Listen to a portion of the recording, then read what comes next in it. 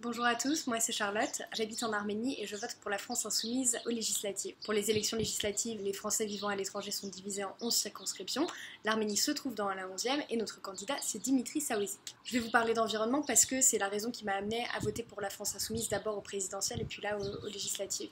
Je pense qu'aujourd'hui on a tous tendance un peu à fermer les yeux sur l'ampleur de la crise environnementale.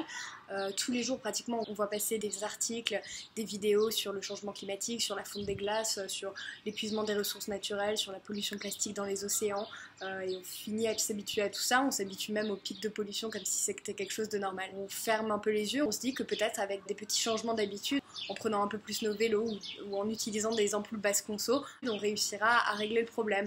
Donc bien sûr on sait très bien au fond de nous que c'est pas vrai, on nous le dit depuis des années. Endiguer le changement climatique, ça va passer par un changement complet de nos habitudes de production, de consommation et d'échange. C'est notre responsabilité à tous, ça a absolument tout à voir avec notre mode de vie, nos choix politiques et notre système économique. Donc c'est pas avec des ajustements à la marge qu'on va réussir à régler le problème. Ce qui me plaît dans le mouvement de la France insoumise, c'est que lui a les yeux grands ouverts sur cette question environnementale. L'écologie c'est vraiment au cœur de notre projet. On veut une vraie transition énergétique, on veut la sortie du nucléaire, une tarification progressive sur l'eau et l'électricité, l'alimentation 100% bio dans la restauration collective, les circuits courts, le soutien à une agriculture paysanne, en finir avec l'obsolescence programmée, avec le gaspillage, avec le suremballage et aussi refuser les traités transnationaux qui se foutent complètement des normes environnementales et qui mettent en place des tribunaux d'arbitrage au profit des grandes multinationales. Donc voilà, donc ça c'est notre programme qui est quand même plus développé que celui du président Macron, qui consiste en gros à dire soit rien,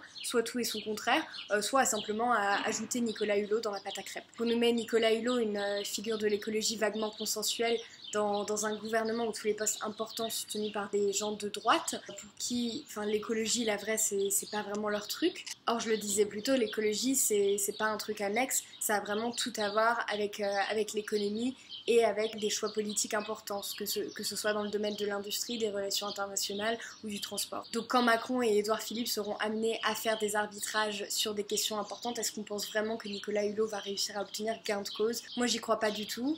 Pour moi, le meilleur moyen de favoriser une transition écologique qui soit efficace et socialement juste, c'est d'envoyer des députés de la France insoumise à l'Assemblée nationale. Les députés des autres partis, que ce soit En Marche, le PS, l'UDI ou même EELV, on sait qu'ils vont voter comme un seul homme pour n'importe quel projet de loi qui est proposé par leur allié. Les députés de la France insoumise, eux, vont voter pour un programme précis qui est celui de notre avenir en commun.